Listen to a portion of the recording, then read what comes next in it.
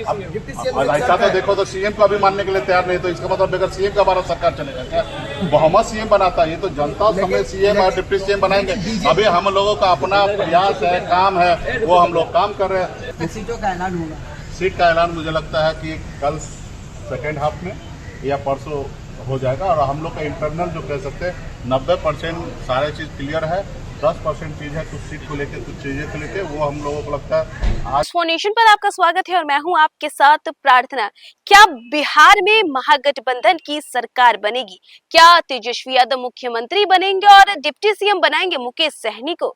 दरअसल लगातार ये बातें कही जा रही हैं मुकेश सहनी के द्वारा। दरअसल बात करें तो लगातार मुकेश सहनी जो है वो महागठबंधन की मीटिंग से जब निकलकर वो बाहर रहे थे तब भी उन्होंने यही बात कही थी कि अब बिहार में महागठबंधन की सरकार बनेगी और अगर तेजस्वी यादव मुख्यमंत्री बनते हैं तो डिप्टी सीएम बनेंगे मुकेश सहनी। और देखिए बात करें तो एक तरफ लगातार मुकेश सहनी वीडियो भी जारी करते हैं, लाइव भी आते हैं और लोगों से यही अपील करते हैं कि लोग जो है उन्हें सपोर्ट करें जिससे कि महागठबंधन की सरकार बिहार में बने और इसके बाद मुख्यमंत्री बने तेजस्वी यादव और डिप्टी सीएम बने मुकेश सहनी।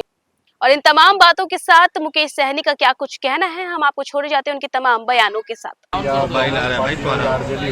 सबको अगर जनता की आवाज को अगर सुनना है, 20 साल से जो जनता परेशान है, जो आदरणीय लालू प्रसाद यादव जी के विचार वाला अगर सरकार, सामाजिक न्याय की सरकार बनाना है तो हम सबको त्याग कर करके और एक दूसरे को सहयोग करके और बेहतर बिहार बनाने के लिए संघर्ष करना है। आपने देखा कि 20 साल में बिहार कहाँ पहुँचा है, तो इससे बेहतर अगर पहुंचाना है तो महागठबंधन की सरकार बनाना है और हम सब अटूट हैं, मजबूती से महागठबंधन के साथ रहकर बिहार में सरकार बनाएंगे।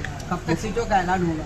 सीट का ऐलान मुझे लगता है कि कल सेकेंड हाफ में या परसों हो जाएगा। और हम लोग का इंटरनल जो कह सकते हैं 90% सारे चीज़ क्लियर है, 10% चीज़ है कुछ सीट को लेकर, कुछ चीज़ें को लेकर, वो हम लोगों को लगता है आज या ना तो कल तक सॉल्व हो जाएगा। क्योंकि कांग्रेस पार्टी से जो साथी हैं वो दिल्ली गए हैं, उनकी आज बैठक है दिल्ली में, मुझे लगता है रात को या कल लौट जाएंगे और सब हमारे इधर कोई सब सहज है और मजबूती से मामला आगे निकल रहा है। हम लोग तो बहुत सारे कैंडिडेट को आगे भेज भी दिए हैं क्षेत्र में, चाहे वो आरजेडी हो या कांग्रेस पार्टी हो या वीआईपी हो।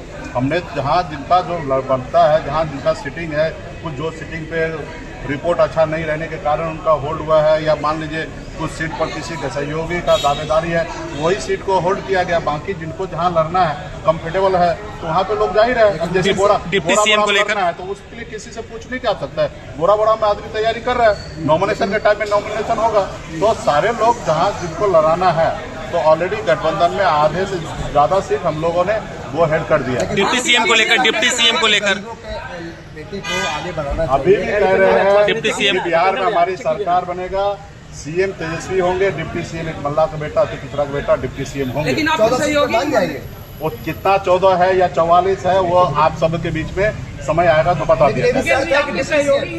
हाँ वो भी है। ऐसा तो देखो तो सीएम को अभी मानने के लिए तैयार नहीं, तो इसका मतलब बगैर सीएम का भारत सरकार चलेगा क्या?